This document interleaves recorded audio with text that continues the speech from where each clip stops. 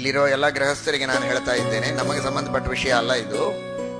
ದೇವರು ಆರೋಗ್ಯ ಶಕ್ತಿ ಎಷ್ಟು ಕೊಟ್ಟಿದ್ದಾನೆ, ವೈದ್ಯರ ಸಂಪೂರ್ಣ ಸಲಹೆ ಎಷ್ಟಕ್ಕಿದೆ, ಅಷ್ಟು ಸಂತಾನವನ್ನ ಅವಶ್ಯವಾಗಿ ಎಲ್ಲ ಗೃಹಸ್ಥಾಶ್ರಮಿಗಳು ಪಡೆಯಿರಿ. ಸಂತಾನ ನಿರೋಧ ಮಾಡಬೇಡಿ. ಎಷ್ಟು ಮಕ್ಕಳನ್ನ ನಿಮಗೆ ಸಾಕುವುದಕ್ಕೆ ಸಾಧ್ಯ ಇದೆ ಅಷ್ಟು ಮಕ್ಕಳನ್ನ ಸಾಕಿ, ಇನ್ನುಳಿದವರನ್ನ ನಮ್ಮ ವಿದ್ಯಾಪೀಠಕ್ಕೆ ಕಳಿಸಿ.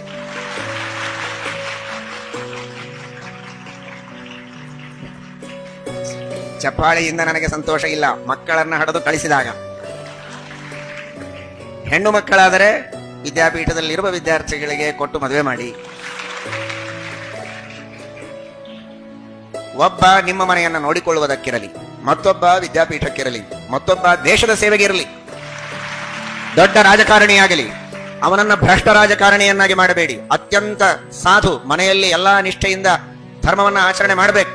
ಶುದ್ಧ ವಿಷ್ಣು ಭಕ್ತನಾಗಿ ಧರ್ಮಾಚರಣೆಯನ್ನು ಮಾಡಿ ಶುದ್ಧವಾದ ಮಡಿಯಲ್ಲಿ ಧಾಬಳಿ ಉಟ್ಟುಕೊಂಡು ಪಾರ್ಲಿಮೆಂಟ್ ಒಳಗೆ ಕೊಡ್ಬೇಕು. ಅವನು ಹೇಳೋ ತಾತ್ಪರ್ಯ, ಇದಂ ಕ್ಷಾತ್ರಂ ಇದಂ ಬ್ರಾಹ್ಮಂ, ಕ್ಷಾತ್ರ ತೇಜಸ್ಸು ಕೂಡ ಇರಬೇಕು.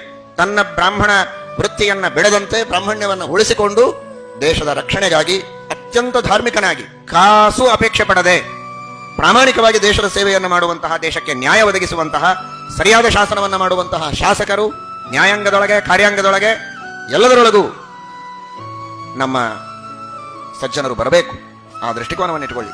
ಆಯ್ತಲ್ಲ, ಮನೆಗೊಬ್ಬ, ಕೀರ್ತಿಗೊಬ್ಬ, ಆರತಿಗೊಬ್ಬಳು ಅಂತ ಅಷ್ಟಕ್ಕೆ ತೃಪ್ತಿ ಪಡಬೇಡಿ.